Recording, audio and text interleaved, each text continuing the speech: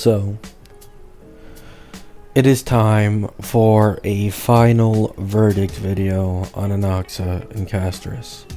Now, I might get a little ranty when I start talking about Anaxa. Sorry, just is what it is. However, we'll be starting the video off with Castris, right? How good of a pull is Castris? Well, I'd say this unit has a similar level to Herda, right? Castris can one cost full clear pure fiction.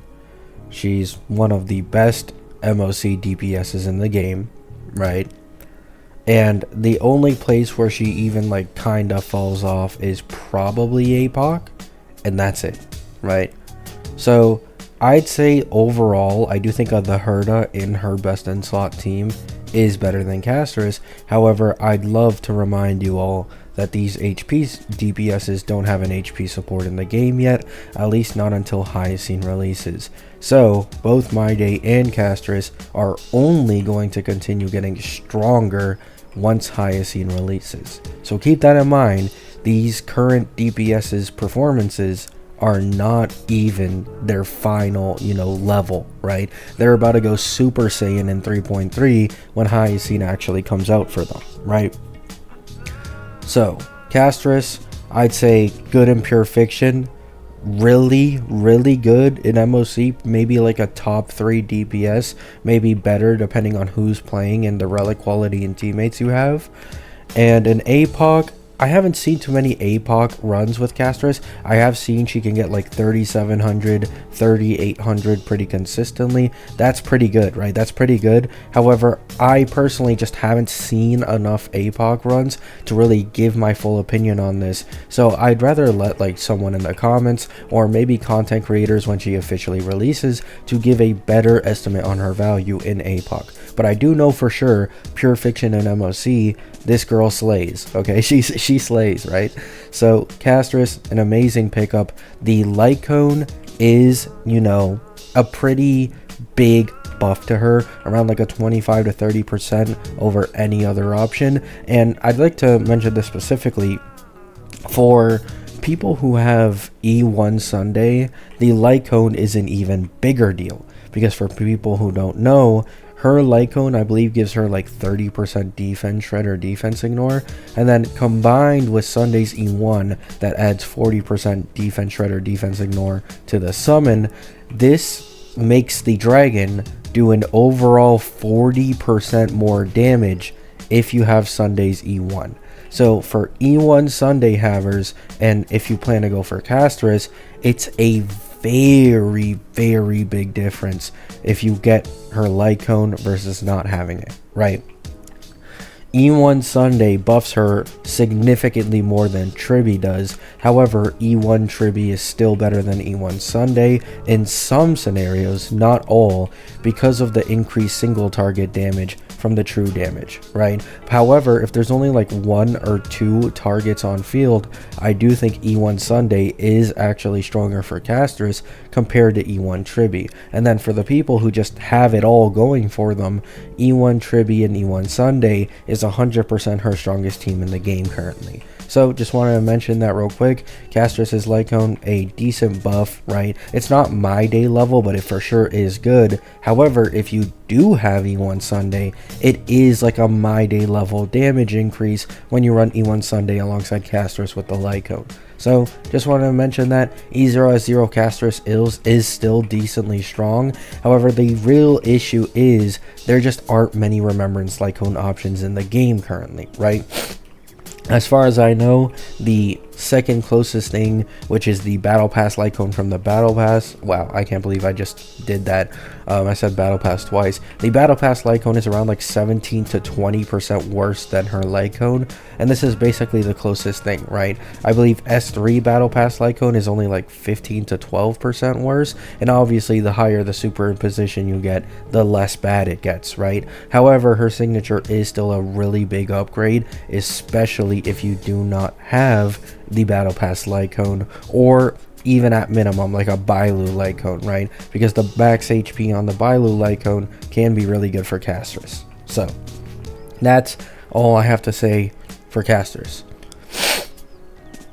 Anaxa, the most overrated character in leaks that I have seen since Sparkle.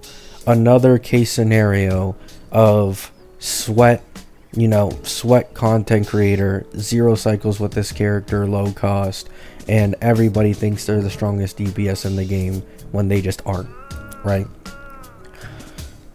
A lot of people were watching Hersher Sentience probably. This is probably the main guy, right? I don't think, by the way, the people who think Anaxa got nerfed because of this guy's videos are stupid.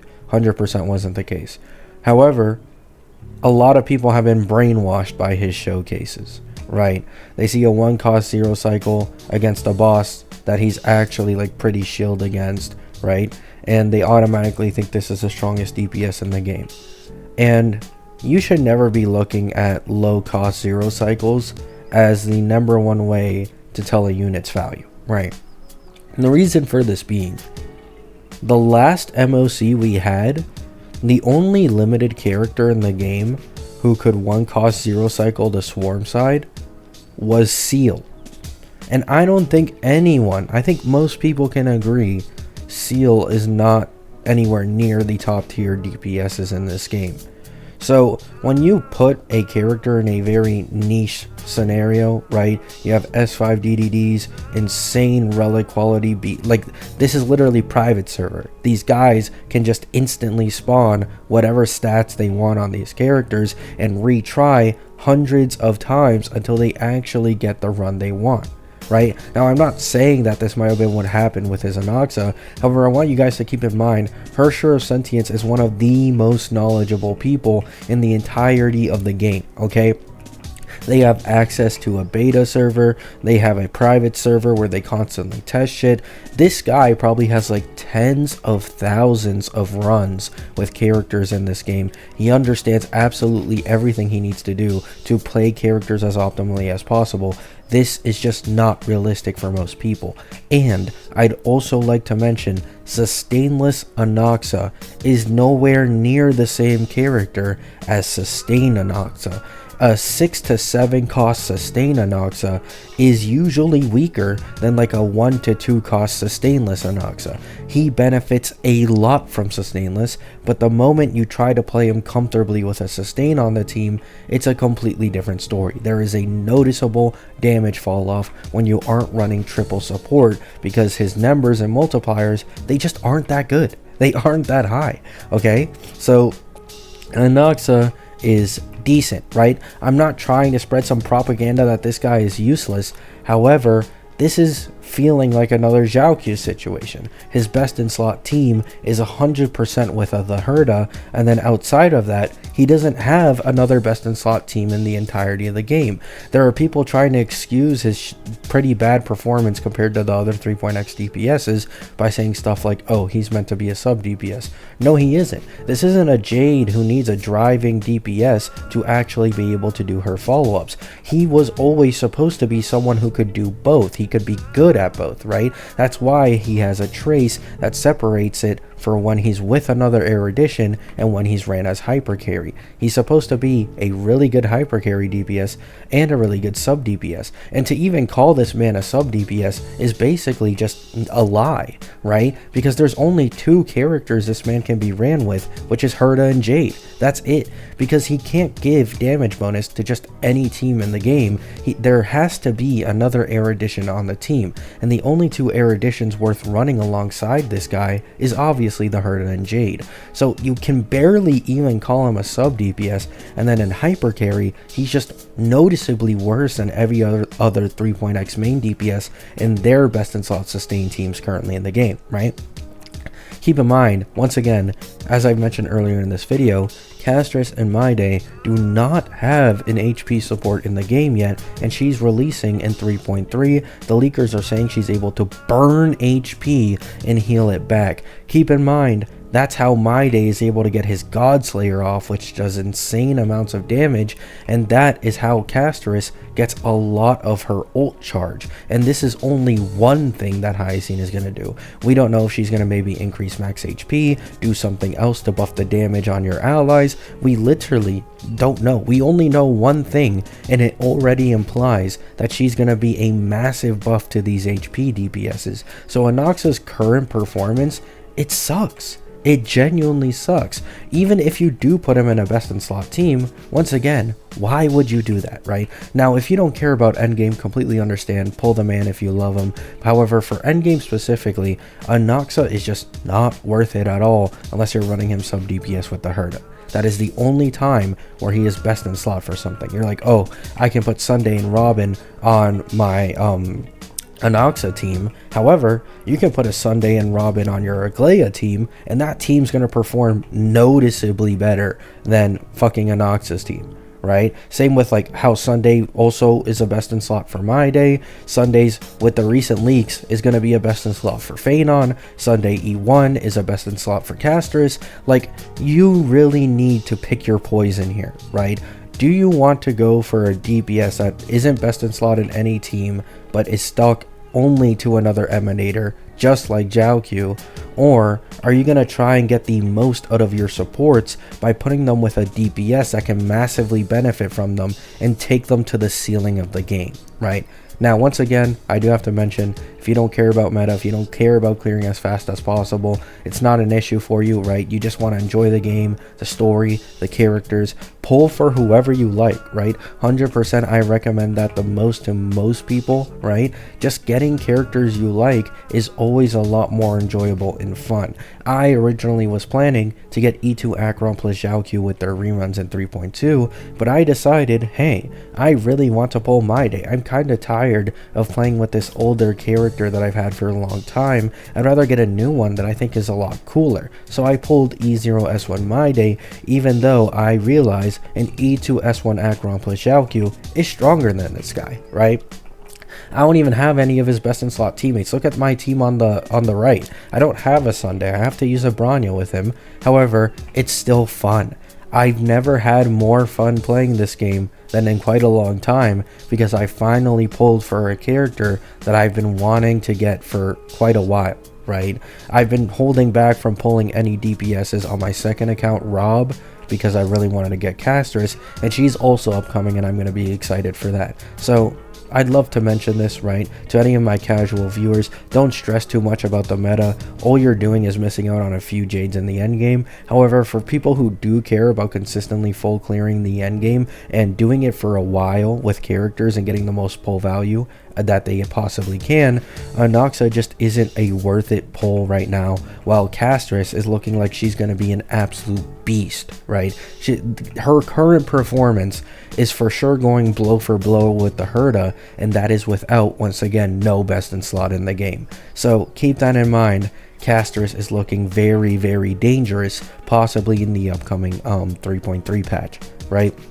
So that's my video on Anaxa and Castris, right?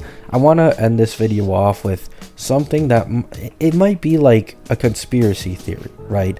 I understand if people disagree with me, whatever. However, I've noticed that when a girl character is too strong, she barely gets doom posted, but when a guy character ever gets buffed and isn't even too strong, they get some of the craziest quote-unquote doom posting. However, it's doom posting in the opposite way, where people are saying this character is too strong and needs to be nerfed, right? I noticed this with My Day a little bit ago, right? When My Day was ass in his V1 and V2, people were trying to argue that he was really good and fine. And then when he finally got buffed in his V3, he was still worse than Aglaia and Herda, and people were trying to argue with me that he was the strongest DPS in the game and that he needed to be nerfed, which just, as we all know at this point, right, given time, obviously that wasn't true, as I mentioned before, right? And the Anaxa situation is the exact same thing. For some reason, people want Anaxa to be weak in like V1, V2, and when he finally got buffed, people were giving this man the title, once again, the strongest DPS in the entirety of the game.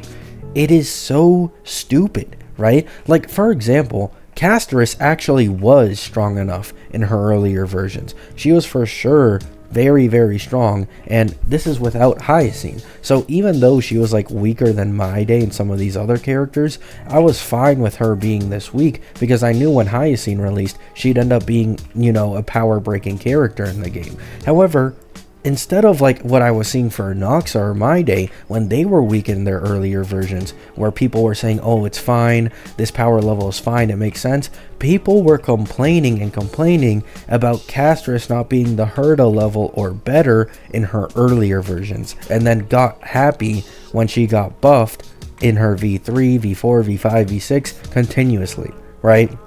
So this might be a conspiracy theory, right? I might be going off the rails. I'm sorry if I'm turning into a mad scientist suddenly. However, I just wanted to mention that there is a very clear favoritism in the Hoyo community or in the HSR community for women or characters that people might plan to like or pull, and they want these characters to be really strong and ceiling breaking. But when it comes to characters people don't plan to pull, usually the men, people want them to be ass. It doesn't make any sense to me. So that's going to be my final verdict video on Anaxa and Castris. If you want me to get more specific with Anaxa like I did Castris, Anaxa is decent in Pure Fiction. He's not the greatest, however he is good, right? That's really all that matters. So he is good in Pure Fiction, he's decent in MOC, and then APOC is where he really shines. This is where most of his value comes from, is in APOC. Being able to inflict literally every weakness makes it's just a huge benefactor, right? If you put him with the Herda, the Herda is literally never going to struggle in APOC ever again, unless they add some bullshit mechanic to APOC to somehow restrict his weakness implants, right? But unless they do that, this guy is an APOC machine. So I wanted to get that out of the way for people who just wanted to hear it straight. Love you all. Hope you have a great day. Hope you have a great night. Peace.